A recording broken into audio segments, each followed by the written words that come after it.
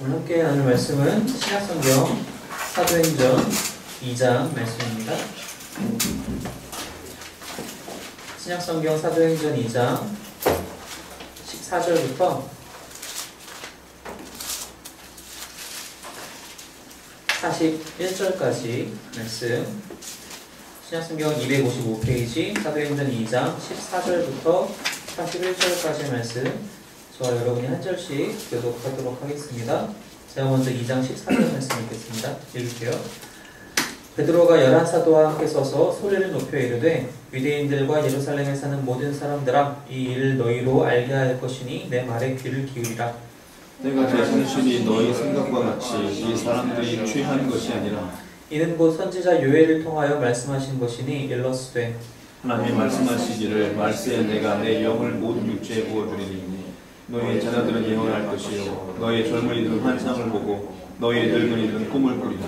그때 내가 내 영을 내 남종과 여종들에게 부어주리니 그들이 예언할 것이요 또 내가 위로 하늘에서는 기사를 아래로 땅에서는 징조를 베풀리니 곧 비와 불과 연기로다.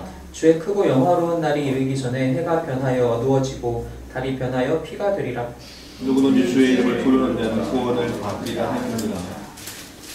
이스라엘 사람들아, 이 말을 들으라. 너희도 아는 바와 같이 하나님께서 나사렛 예수로 큰 권능과 기사와 표적을 너희 가운데서 베푸사 너희 앞에서 그를 증언하셨느니라. 그 하나님께서 정하신 뜻과 미리 아신 대로 내준 바 되었거늘 너희가 겁없는 자들의 손을 빌려 못 박아 죽였으나 하나님께서 그를 사망의 고통에서 풀어 살리셨으니 이는 그가 사망에 매여 있을 수 없었음이라. 다윗이 그를 가리켜 이르되 내가 항상 내 앞에 계신 주를 배웠으며 나로 요동하지 않게 하기 위하여 그가 내 우편에 계시도다. 그러므로 내 마음이 기뻐하였고 내 혀도 즐거워하였으며 육체도 희망에 거하리니 이는 내 영혼을 음부에 버리지 아니하시며 주의 거룩한 자로 썩음을 당하지 않게 하실 것입니다. 주께서 생명의 길을 내게 보이셨으니 주 앞에서 내게 기쁨이 충만하게 하시리로다 하였으므로 형제들아, 내가 조상 다윗에 대하여 담대히 말할 수 있노니 다윗이 죽어 장사되어 그 묘가 오늘까지 우리 중에 있도다. 그는 선지자라. 하나님이 이미 맹세하사 그 자손 중에서 한 사람을 그 위에 앉게 하리라 하심을 알고 미리 분으로 그리스도의 보화를 말하되 그가 음부에 버림이 되지 않고 그 육신이 썩음을 당하지 아니하시리라 하더니 이 예수를 하나님이 살리신지라. 우리가 다 이 일의 증인이로다. 하나님의 오른손으로 예수를 높이시매 그가 약속하신 성령을 아버지께 받아서 너희가 보고 듣는 이것을 부어주셨느니라. 다윗은 하늘에 올라가지 못하였으나 친히 말하여 이르되 주께서 내 주에게 말씀하시기를 내가 내 원수로 내 발등상에 되기까지 너는 내 우편에 앉아있으라 하셨도다 하였으니 그런즉 이스라엘 온 집은 확실히 알지니 너희가 십자가에 못 박은 이 예수를 하나님이 주와 그리스도가 되게 하셨느니라 하니라. 그들이 이 말을 듣고 마음이 찔려 베드로와 다른 사도들에게 물어 이르되 형제들아, 우리가 어찌할까 하거늘 베드로가 이르되 너희가 회개하여 각각 예수 그리스도의 이름으로 세례를 받고 죄사함을 받으라. 그리하면 성령의 선물을 받으리니 이 약속은 너희와 너희 자녀와 모든 원대 사람 곧 주 우리 하나님이 얼마든지 부르시는 자들에게 하신 것이라 하고 또 여러 말로 확증하며 권하여 이르되 너희가 이 패역한 세대에서 구원을 받으라 하니 그 말을 받은 사람들은 세례를 받음에 이날에 신도의 수가 3,000이나 더하더라. 아멘. 2주 동안 이제 같이 복음에 대한 이야기들을 이제 세부적으로 좀 보면서 하나님에 대해서 하나님이 얼마나 당신의 영광을 위하여서 이 세상을 창조하시고 또 일하시면서 지금까지 일하시는지, 성경이 우리에 대해서 쓰여진 것이 아니라 우리를 위하여 쓰여졌지만 우리에 대해서 쓰여진 것이 아니라 하나님에 대해서 쓰여진 것이다. 즉 예수 그리스도를 우리에게 전하여 주시기 위해서 성경에 기록되었다는 것과 또 그에 반해 우리 인간들은 하나님의 창조 목적인 당신께 영광을 돌리는 것에 그 창조 목적에서 너무 엇나가서 지금은 너무 타락한 나머지 자기 스스로를 위해서 하나님께 영광을 돌리지 않고 그것을 찬탈하여 자기 스스로를 위해서 살아간다라는 것. 그래서 우리에게 당연하고 마땅한 것은 하나님의 인자하심과 준엄하심 중에 준엄하심밖에 마땅한 것이 없다 라는 이야기를 우리가 함께 2주 동안 나눴었는데, 그래서 하나님은 너무나도 완벽하시고 안전하시고 그분 홀로 영광이 충만하신 분이신데, 그럼에도 불구하고 우리들은 그 창조 목적을 너무나도 깨뜨리면서 타락과 동시에 그 목적에 맞게 살고 있지 않다는 것이죠. 당연히 그렇다면 우리는 주는 하나님의 형벌, 하나님의 심판만이 마땅한 것인데 하나님 그것을 그냥 내버려 두지 않으셨다라는 데 하나님의 인자하심이 있는 거죠. 그것이 어디서 이제 해결이 되느냐? 바로 우리가 잘 알다시피 십자가에서 예수님의 십자가 사역을 통해서 그것이 해결이 된다는 것입니다. 하나님의 인자하심과 준엄하심이 십자가에서 동시에 일어난다는 거예요. 상당히 아이러니하죠. 오늘 오전 설교에서도 목사님께서 말씀하셨지만 전도에 미련한 것이라는 게 세상 사람들은 세상의 지혜를 그것을 이해할 수 없기 때문에 그래요. 어떻게 한 장소에서 그것도 한 사건에서 하나님의 인자하심과 준엄하심이 동시에 나올 수 있느냐? 그게 가능하다라는 거예요. 그게 십자가라는 거예요. 사람들의 죄를 어쨌든 심판해야 되는데 그 심판으로서 예수님이 그 모든 죄를 지시고 십자가를 지셨어요. 하나님의 심판이 이루어집니다.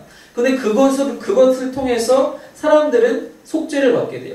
예수님이 대신 그 모든 죄를 가져가셨기 때문에 속죄함을 얻게 되는 거예요. 그래서 하나님의 인자하심이 또 십자가에서 나타날 수밖에 없다는 것이죠. 하나님의 은혜와 진노가 십자가에 동시에 나타난다는 거예요. 우리는 아무런 가망성이 없고 희망이 없는 존재인데 하나님이 그 모든 것들을 다 예비하시고 그 십자가 사역을 예수님의 십자가 사역을 이미 계획하시고 준비하셔서 또 그리고 성취하셨기 때문에 우리에게는 비로소 하나님께 나아갈 수 있는 그 길이 열리게 되었다는 것입니다. 그리스도의 십자가, 예수님의 그 십자가 사역에는 이미 하나님의 그 준비가 다 되어 있었어요. 무슨 뜻이냐? 하나님이 어느 날 갑자기 내가 그래도 어쨌든 내가 창조한 사람들인데 언젠간 구해야 되지 않을까? 어떻게 하지? 고민하다가 내놓은 수가 십자가가 아니라는 거예요. 이미 하나님은 그 모든 것들을 준비하고 계셨다는 것입니다. 한번 말씀을 좀 더 볼까요? 사도행전 4장 말씀입니다. 사도행전 4장 22절, 23절 말씀입니다.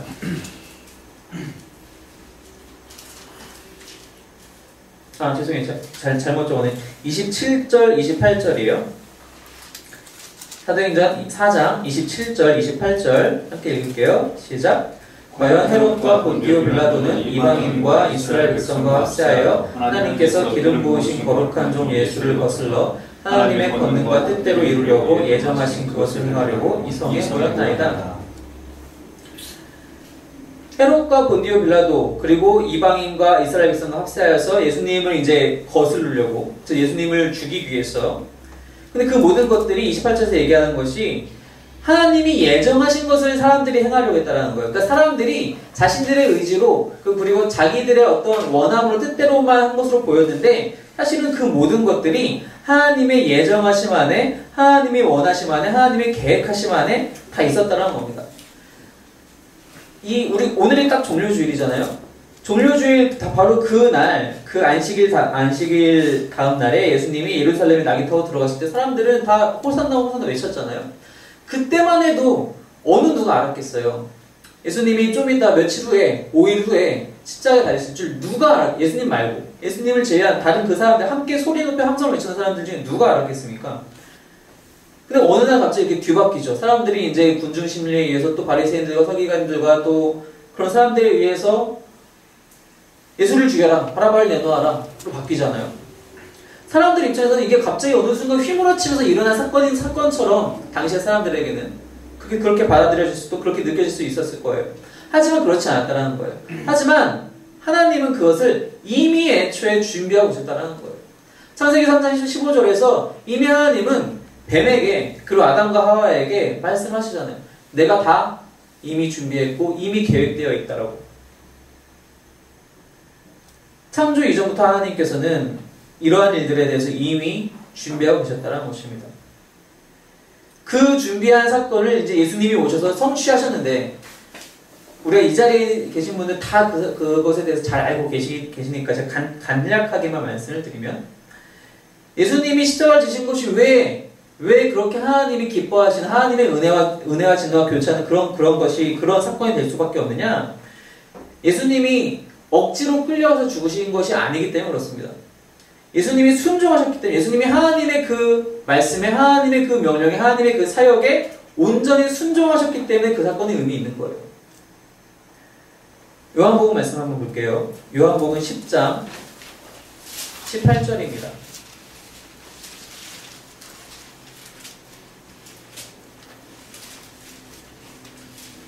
요한복음 10장 18절 함께 읽겠습니다. 시작.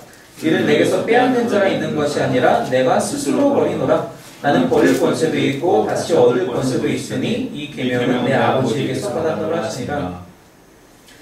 예수님이 이제 이 선한목자 비유를 말씀하시는 가운데 자신의 그 십자가 사역을 이제 얼핏 내보이시면서 말씀하시기를 내 생명을 나에게서 빼앗는 자가 있는 것이 아니다. 누군가가 나에게 생명을 억지로 강탈하고 내가 그걸 안 뺏기기 위해서 막 움켜쥐고 있는 것이 아니라 내가 스스로 버린다. 왜? 하나님이 나에게 그렇게 말씀하셨기 때문에 나에게 그 계명을 명령을 주셨기 때문에 내가 그걸 스스로 버린다. 그 버리는 이유는 내가 또 얻을 권세도 있기 때문이다. 그것이 하나님의 목적이고 그것이 하나님의 계획이다. 라고 예수님 말씀하고 계시다는 것이죠. 예수님은 어쩔 수 없이 십자가에 달리신 게 아니에요. 예수님의 자발적인 순종을 통하여서 그 십자가에 달리셨다는 것입니다. 우리가 이제 이 시즌이 되면은 이제 많이 찾게 되는 혹은 노출되는 영상들이 있죠. 패션 오브 크라이스트 영상이 상당히 자주 등장하고 또 그와 비슷한 부류의 영화들이 거의 매해 만들어지는 것 같아요. 이번에도 무슨 영화 또 새로 나온 것 같은데. 예수님의 고난은 너무나도 중요한 개념이에요. 개념이기도 하고 실제 사건이죠, 당연히. 예수님의 고난에 대해서 우리는 당연히 충분히 묵상해야 됩니다. 그런데 예수님의 고난에 대해서 묵상할 때 우리가 범할 수 있는 오류가 한 가지인데 무엇이냐면은 예수님 얼마나 아프셨을까? 불쌍해. 너무 힘드셨겠다. 어떡하지? 너무 안타깝다. 이거예요. 우리는 예수님의 고난을 바라볼 때 어떻게 너무 아프셨을 텐데 어떡하지가 아니라 저게 내가 받았어야 될 고난인데 예수님이 대신 받으셨구나. 예수님을 불쌍히 여길 게 아니라 내가 그 불쌍히 여김받을 자리에 있었어야 된다는 사실을 깨달는 것이 중요하다는 것입니다. 예수님의 고난은 예수님이 불쌍한 게 아니에요. 원래는 우리가 불쌍한 존재라는 거예요. 우리가 예수님의 고난을 통해서 고난을 바라보면서 성경을 통해서 보면서 바로 그것을 깨달아야 돼요. 내가 그 자리에 있었어야 하는 건데 나는 지금 그 자리에 없구나. 그게 하나님의 은혜구나. 우리가 그걸 깨달아야 된다는 것입니다. 그저 그러한 영상들을 보면서 눈물 흘리는 것, 너무 아프겠다, 잔인하다, 괴롭다, 눈물 흘리는 것이 은혜가 아니라 그게 성경적이고 그게 신앙적인 것이 아니라 그게 원래 내가 받았어야 할 형벌인데 하나님은 그 자리에 있는 나를 건져주시고 그 자리에 당신이 직접 들어가셨구나. 그게 하나님의 사랑이고 그게 나에게 주신 은혜구나 라는 것을 우리가 깨달아야 한다는 것이죠. 예수님의 십자가 사역이 또한 그렇게 의미가 있을 수밖에 없는 이유는 즉 하나님 앞에서 만족스러운 제사가 될 수밖에 없는 이유는 바로 피 흘림이 있기 때문입니다. 히브리서 말씀을 볼게요. 히브리서 9장 말씀입니다.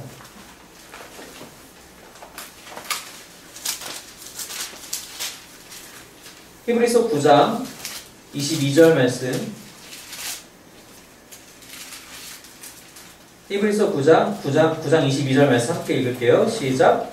율법을 따라 거의 모든 물건이 피로써 정결하게 되나니 피 흘림이 없은즉 사함이 없느니라. 피 흘림이 없은즉 사함이 없어요. 그게 하나님의 법칙이에요. 모든 죄에는 그 값이 지불되어야 되는데 그 값은 피값인 거예요. 죄값을 다른 걸로 환산할 수가 없다는 겁니다. 그게 하나님의 법칙이에요. 오직 피값으로만 대속이 될 수 있는데 예수님의 십자가 사역이 바로 그것을 해결했다는 것입니다. 예수님의 피 흘림이 그 모든 죄를, 우리 모든 죄를 다 대가로 치르신 그런 놀라운 제사가 되었다는 것입니다. 완벽하신 하나님, 그리고 완벽하게 탈환한 인간, 그 사이를 메꿀 수 있는, 그 사이를 이어줄 수 있는 유일한 분이 바로 예수 그리스도, 그분의 십자가 사역이었다는 것입니다. 그 십자가 사역, 그 하나님의 계획하심, 그 예수님의 성취하심, 그리고 각 사람에게 적용하신 성령 하나님의 이 모든 사역들이 한 묶음 되어서 우리에게 복음으로 선포가 되는 거예요.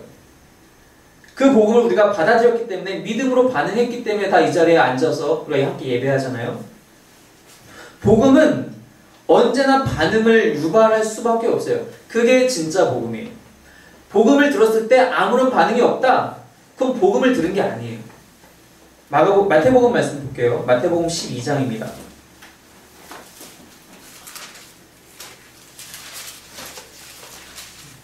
마태복음 12장 30절 말씀.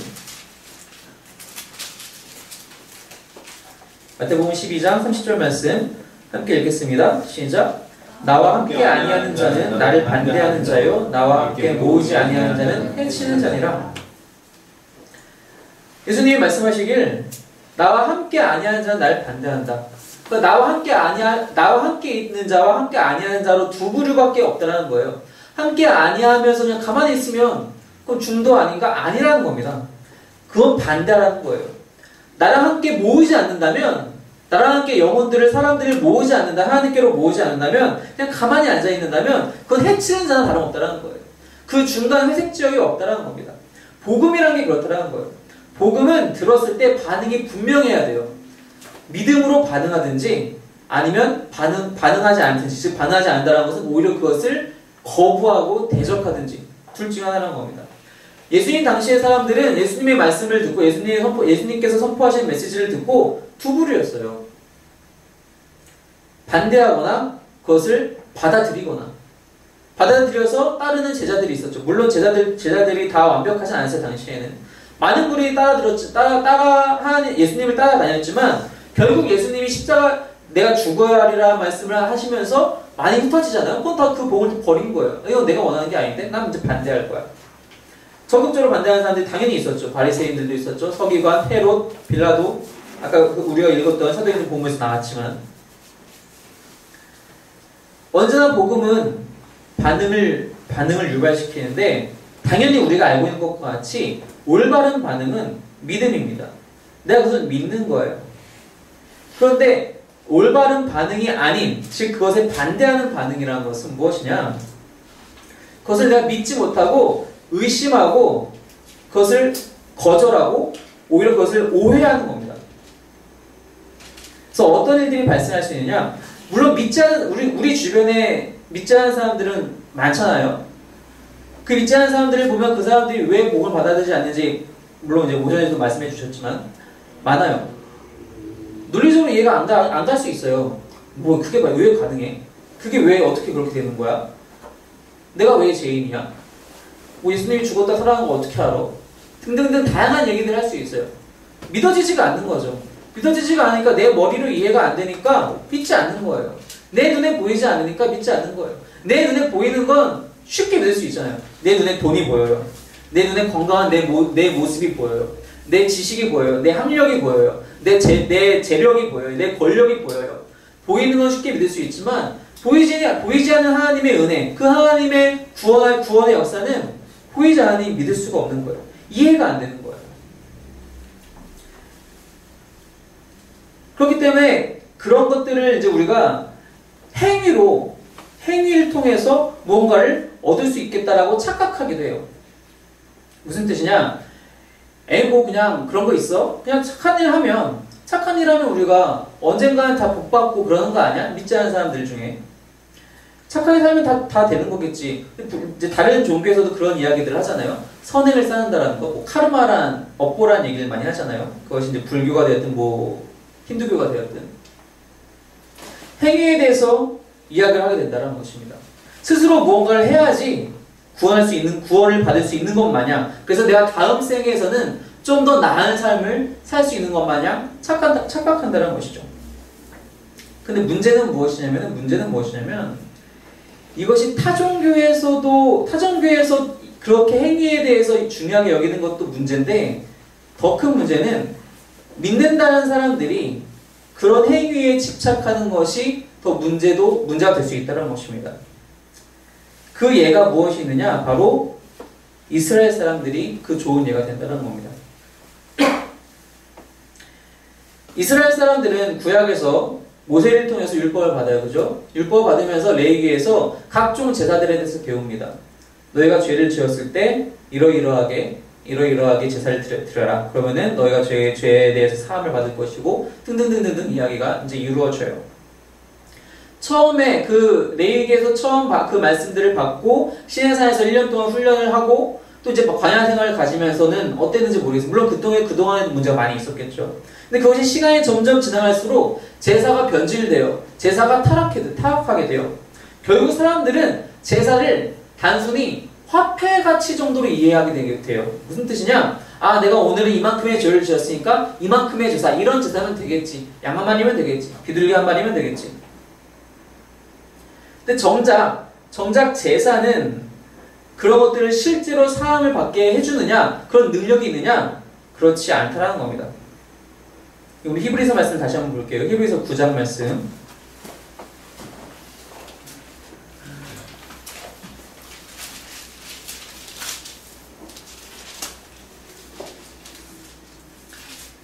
히브리서 9장 8절부터 10절까지 먼저 한번 읽을게요. 히브리서 9장 8절부터 10절입니다. 시작.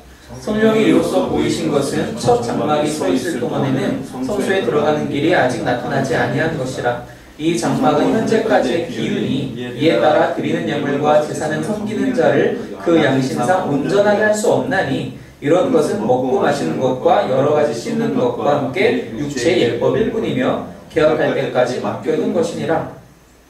9절 말씀해 보니까 이것은 현재까지 우리 눈에 보이는 이 장막, 이 성전이라는 것은 현재까지의 비유에 불과하고, 그래서 예물과 제사는 그것을 드리는 자를 양심상 온전하게 할 수는 없다라고 얘기를 해요. 제사가 완벽한 게 아니라고 얘기를 하는 거죠. 이러한 것들은 10절에 다 육체의 예법에 불과하며 개혁할 때까지만 유효한 것이다 라고 얘기를 하고 있어요. 한 군데 더 볼게요. 히브리서 10장 1절 말씀입니다. 10장 1절 시작. 율법은 장차 올 좋은 일의 그림자일 뿐이요 참 형상이 아니므로 해마다 늘 드리는 같은 제사로는 나오는 자들을 언제나 온전하게 할 수 없느니라. 해마다 드리는 제사로는 늘 같은 제사를 드리지만, 해마다 반복해서 날마다 반복해서 드리지만 그 나오는 자들을 온전하게 할 수 없다. 이스라엘 사람들이 1년에 한 번씩 대속죄일이 있어요. 온 국민들이 다 모여가지고 같이 그 제사를 드리는 거죠. 1년 동안 이스라엘 백성들이 하나님 앞에서 개인이었든 공동체로서든 국가로서 지었던 모든 죄를 그날 이제 사함을 받는 거예요. 대제사장도 그날 유일하게 이제 지성소에 들어가서 이제 그 향을 피우고 나오는 날이죠.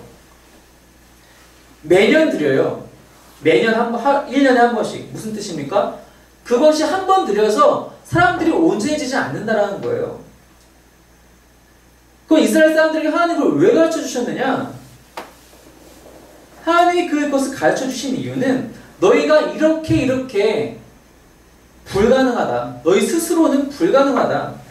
자, 이런 것들로 너희 절대로 깨끗하게 해줄 수 없다. 이것이 깨끗하게 너희를 지금 정말로 깨끗하게 해줄 수 있는 거라면 한 번에 끝나야 되는데 너희들이 매번 제사를 드려야 된다는 것은 이런 것으로는 진짜가 될 수 없고, 결국 이런 것으로 나중에 하나님께서 언젠가 이루실, 구약의 이스라엘 백성들에게 언젠가 이루실 그날을 소망하도록, 그날을 온전하게 신뢰하고 하나님을 신뢰하고 기다리도록 이것을 알려주신 것에 불과하다는 것입니다.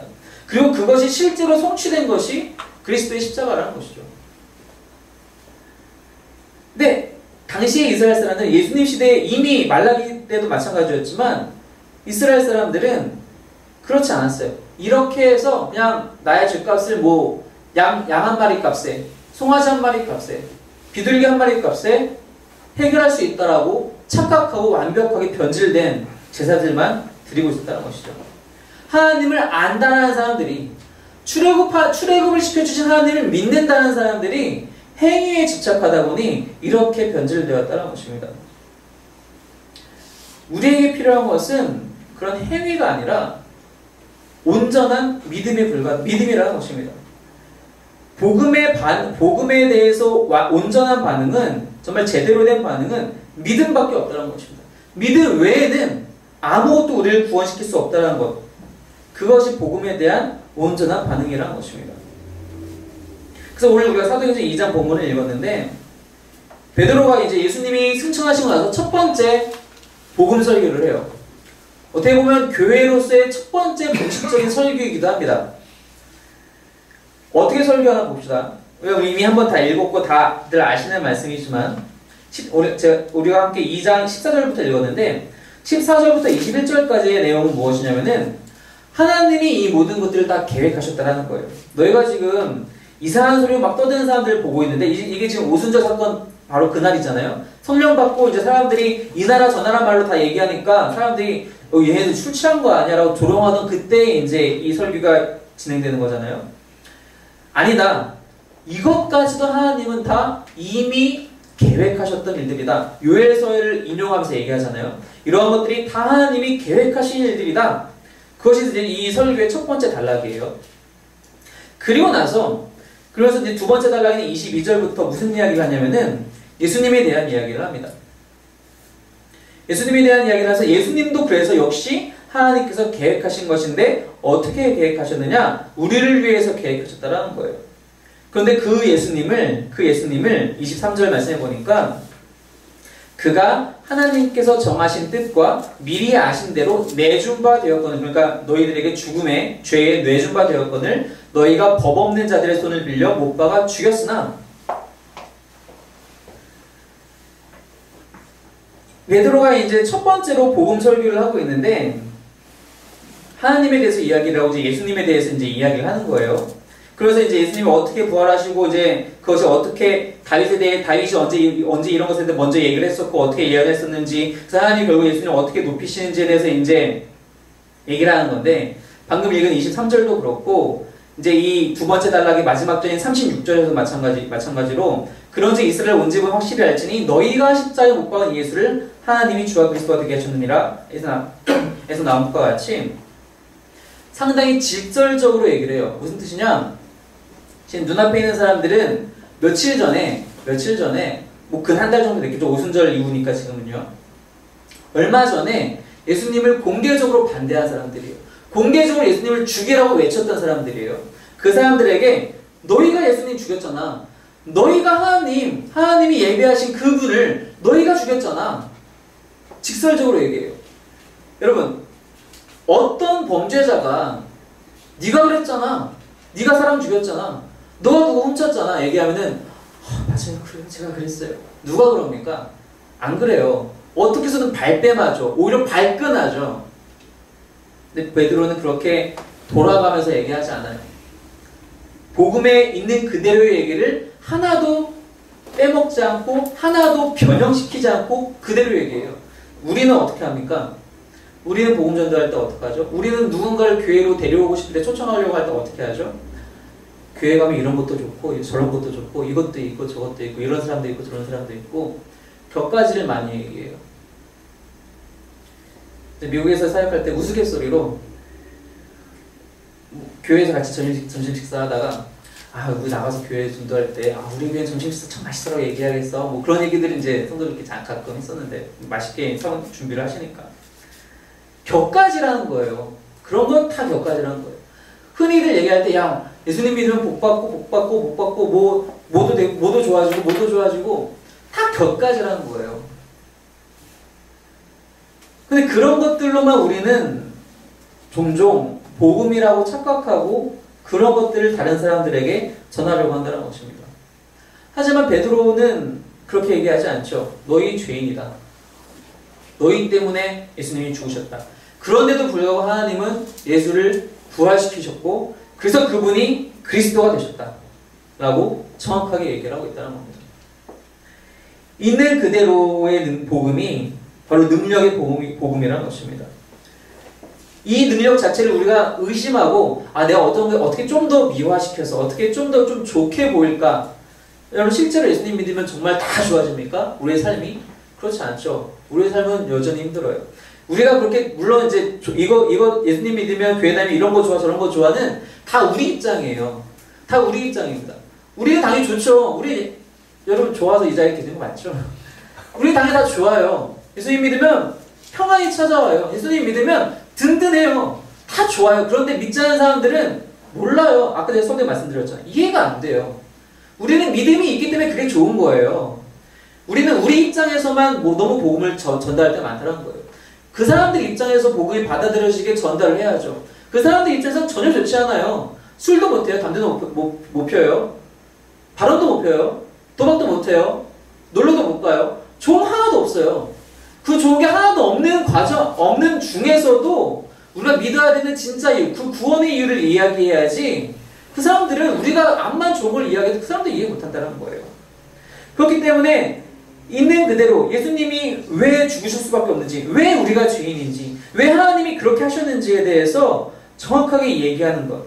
내가 그것을 너무 부끄러워해서 다른 걸로 미화하고 나의 어떤 설득력, 나의 말빨, 그런 전달력에만 의지하게 된다면은 그것은 전도가 아니라는 것입니다. 그래서 아까 우리 오전에도 읽었던 본문에 그 고린도전서에 나와 있는 것처럼 전도에 미련한 것이라는 하나님의 말씀에는 말씀 그 자체는 동의하지만 그것이 필요하다는 사실에는 동의하지 않는 거예요. 세상 사람들이 보기엔 정말 미련한 방식이지만 그게 진짜라는 것을 우리는 동의하지 않는다는 것이죠. 베드로가 이렇게 선포를 했을 때 어떻게 됐습니까? 오늘 우리가 같이 읽었던 본문 마지막 절 41절에 그 말을 받은 사람들은 세례를 받음에 이날의 신도의 수가 3,000이나 더하더라. 다 베드로한테서 고발당한 사람이에요. 그 현장에서 너희가 예수님 죽였어. 너희 죄인이야 라고 고발당한 그 3,000명이 회개하고 돌아와요. 아무리 미화시켜도 한 사람도 돌아오지 않습니다. 능력이 없는 복음은, 가짜 복음은 한 사람도 돌이킬 수 없다는 것입니다.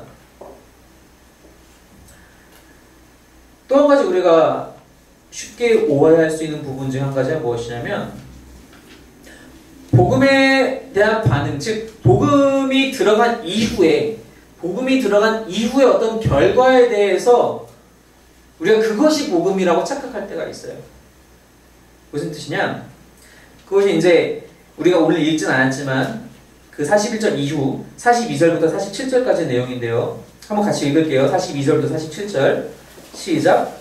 그들이 사도의 가르침을 받아 서로 교제하고 떡을 떼며 오로지 기도하기를 치니라. 사람마다 두려워하는데 사도들을 말미암아 기사와 표적이 많이 나타나니 믿는 사람이 다 함께 있어 모든 물건을 서로 통용하고 또 재산과 소유를 팔아 각 사람의 필요를 따라 나눠주며 날마다 마음을 같이하여 성전에 모이기를 힘쓰고 집에서 떡을 떼며 기쁨과 순전한 마음으로 음식을 먹고 하나님을 찬미하며 또 온 백성에게 칭송을 받으니 주께서 구원받는 사람을 날마다 더하게 하시니라. 3,000이나 더 있습니다. 세례를 받은 사람들이 신도의 수가. 그리고 나서 어떻게 됐죠? 그 사람들이 어떻게 됐죠? 이젠 가르침을 받았어요.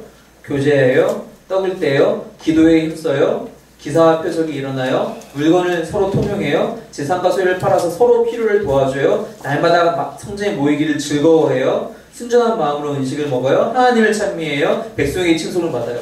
이건 뭐예요? 복음을 받아들인 이후의 결과예요. 이후의 삶이 바뀐 거예요. 그런데 우리는 가끔 어떻게 착각하냐면 이 42절에서 47절까지 내용이 복음이라고 착각할 때가 있다는 거예요. 무슨 뜻이냐? 교회 안에서 이런 것들을 강요하게 되면, 즉 성경에 이렇게 돼 있잖아. 우리가 재산을 팔고 소유를 팔아서 서로 같이 써야 돼. 같이 나눠야 돼. 이게 당연한 거야. 아직 복음을 교회라고 해도 교회 안에 계신 모든 분들이 복음을 다 받아들이지는 않았어요. 물론 이 자리에 계신 분들은 다 복음을 받아들이신 줄 믿습니다. 그런데 교회들은 평균적으로 가서 보면은 진짜 복음을 받아들이고 온전히 하나님을 믿고 따르는 사람들도 있는가 하면 그냥 와서 앉아있는 사람들도 있어요. 내가 오늘 와가지고 주차 봉사 좀 하고 식당 봉사 좀 하면 그게 덕이겠거니 그런 분들 꽤 있어요. 그냥 친구들 따라 쫄래쫄래 나와 있는 아이들도 있어요. 몰라요. 근데 그런 사람들에게 이렇게 해야 돼 이렇게 해야 돼 라고 그렇게 강요한다면 아까 말씀드린 것과 마찬가지로 복음이 아닌 행위를 앞세우게 된다는 것입니다. 그것이 마치 복음이냐, 그렇게 해야지 복받느냐, 그렇게 해야지 구원받느냐, 사람들을 오도하게 된다는 것입니다. 그렇지 않아요. 지금 이 42절에서 47절까지 말씀은 복음을 받아들이고 온전히 받아들이고 회개한 사람들이 자연스럽게 이러한 삶으로 바뀌게 된 거예요. 누구나 이걸 강요하지 않았어요. 베드로가 앞에 서서 자 진부서 따부서 다 갖고 오세요. 다 팝시다. 하지 않았다는 거예요. 누가 아나니아와 삽비라에게 강제했습니까? 아니에요. 그 사람들은 자기들의 명예욕 때문에 그렇게 한 거예요. 누구도 강제하지 않았어요. 차라리 안 팔았으면 살았을지도 모르겠어요. 근데 우리는 종종 교회 안에서 그것을 서로가 서로에게 강요할 때가 있어요.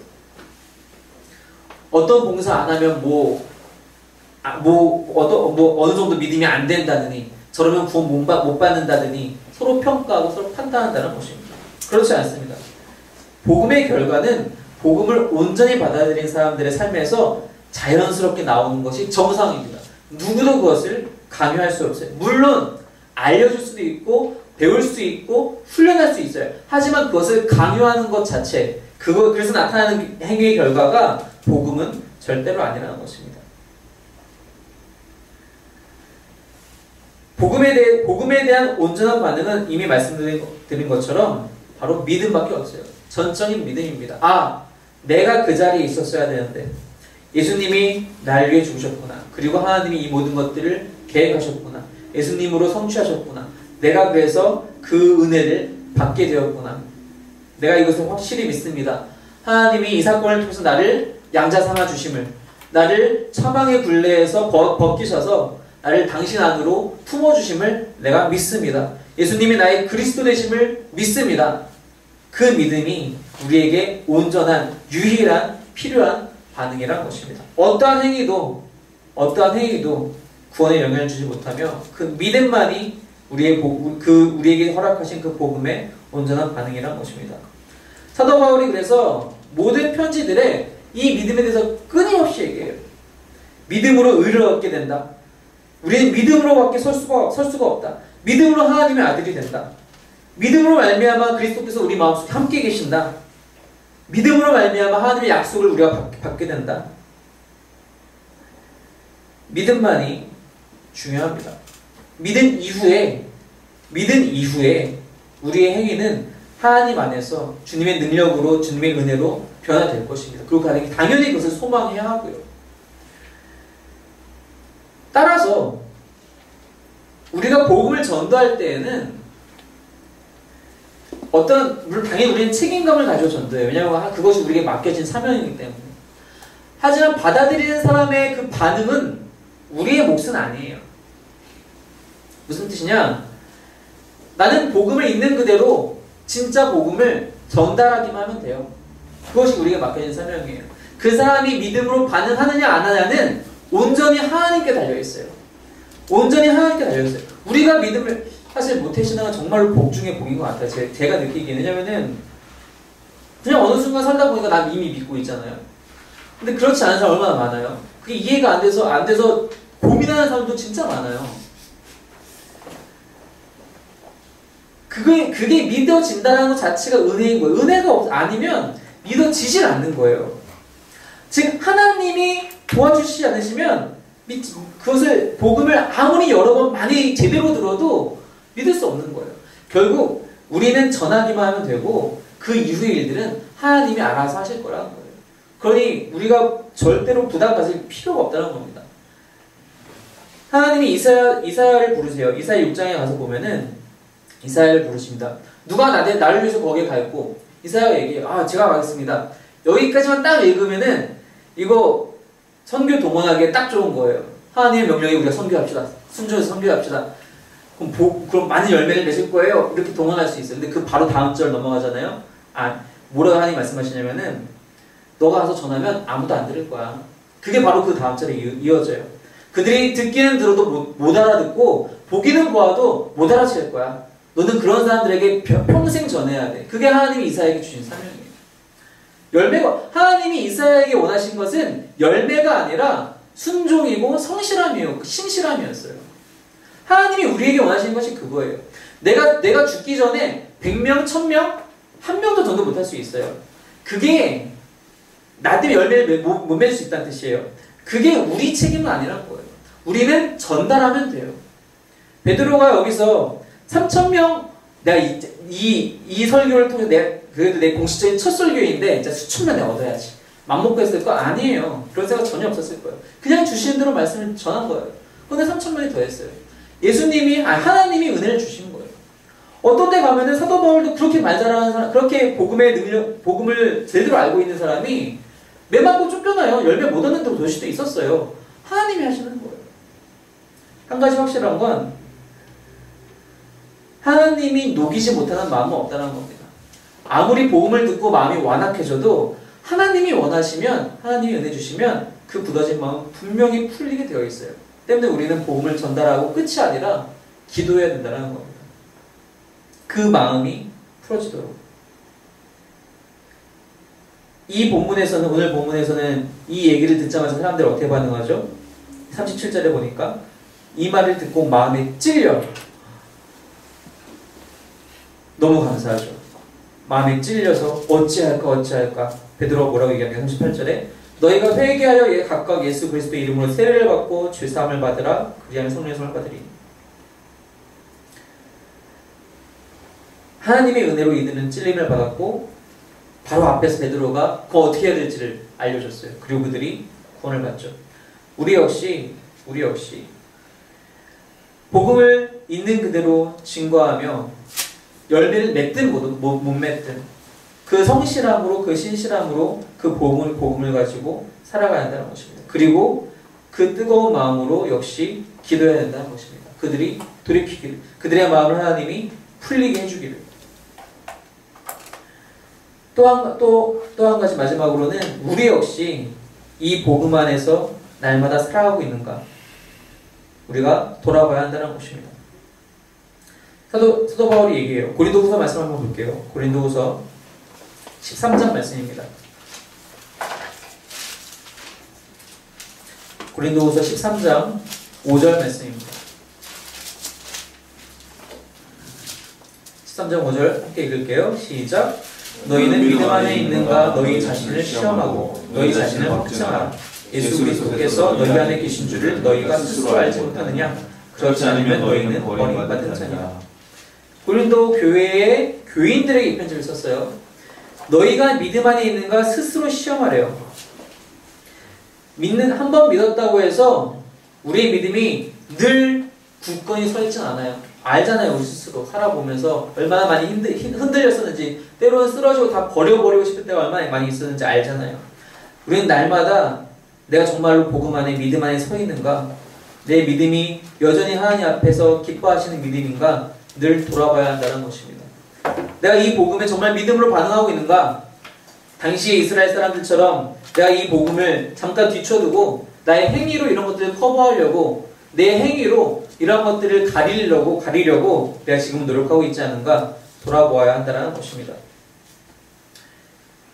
다음 주가 부활절이죠. 이 고난주간 동안 이 복음이 나를 온전히 지배하고 있는지, 내가 그래서 그 복음에 날마다 오직 믿음으로만 반응하고 있는지 돌아볼 수 있는 한 주가 되시길 소망합니다. 그래서 그 복음을 또한 있는 그대로 전달할 수 있는, 그리고 그들을 위해서 기도할 수 있는 가족이 되었든 친구가 되었든 동료가 되었든 이 복음을 기억하는 그리고 묵상하는 한 주가 되시기를 주님의 이름으로 축원합니다. 기도하겠습니다.